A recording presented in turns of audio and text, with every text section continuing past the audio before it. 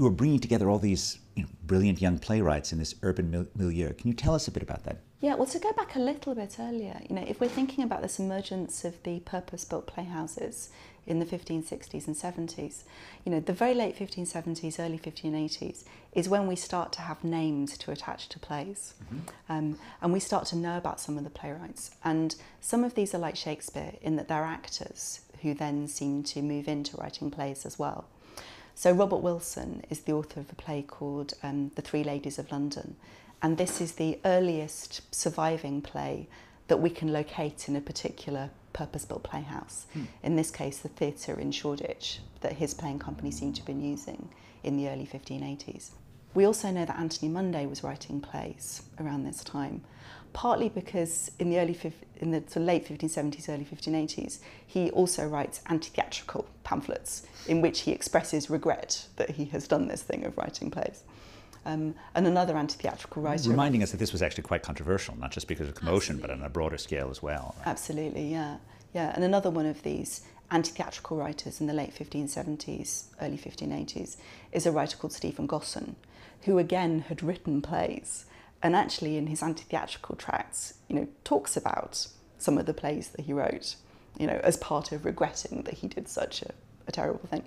And is he really regretting, or just advertising for his works and hoping to get them a larger...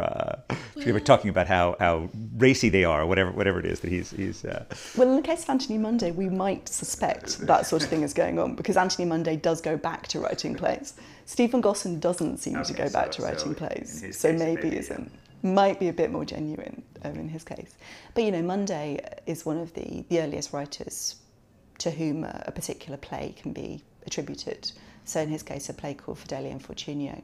And we do have earlier plays that have authors' names attached to them, so particularly the works of John Bale, for example, from the slightly earlier period, the 1550s and 1560s. But those are plays performed at court and in sort of educational establishments rather than these, grubby commercial kinds of drama that's emerging later. So educational establishments, tell us a little bit about that. What plays were going on at schools? So performance in schools is part of the educational curriculum. And the idea was that performing drama was good for boys in terms of their diction, in terms of their gesture, their action, their ability to perform rhetorically and as orators, but also that it was good for their confidence, their boldness, as educators would sometimes say. And one of the things that happens when you move into the 1580s and 90s is that you get a generation of playwrights who we know had that kind of grammar school background. So really what we think of as Elizabethan drama, which we tend to be thinking of the from John Lilly through to Shakespeare and then to Ben Jonson and various other people a decade or so later. The things that playwrights are doing at that time is a kind of glorious mishmash of all of these different influences. In a way, this is a very urban phenomenon, because the thing that large conurbations do is they bring together people from different parts of the country, people with different kinds of educational backgrounds, of different kinds of social status, and kind of throw them together. Right.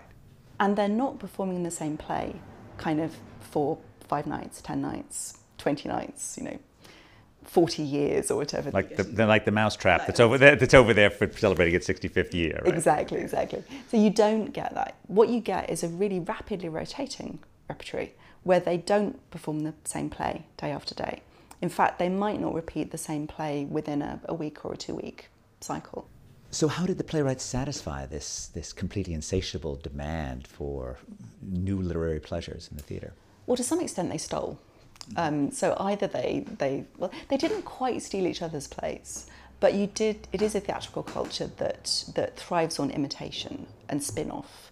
And if another company have a popular play, then you might well hire somebody to write something a bit like that play. So if a rival company are performing Marlowe's Dr. Faustus, you might commission a playwright to write a play that has a magician. Or that deals with salvation and damnation in particular ways. Not unlike modern television or 1930s Hollywood. or even contemporary Hollywood. Right. I mean, you might compare, you know, superhero films with the history play of the 1590s. Sure. That, you know, every, you know, studio wants to have their big blockbuster kind of superhero film. Absolutely. You know, history plays in the 1590s, travel plays of various kinds, blockbuster comedies of various sorts as well. So you can see this kind of, you know, influence or kind of theft going on between And urban proximity enables this theft, right? It enables you to borrow ideas from people around you.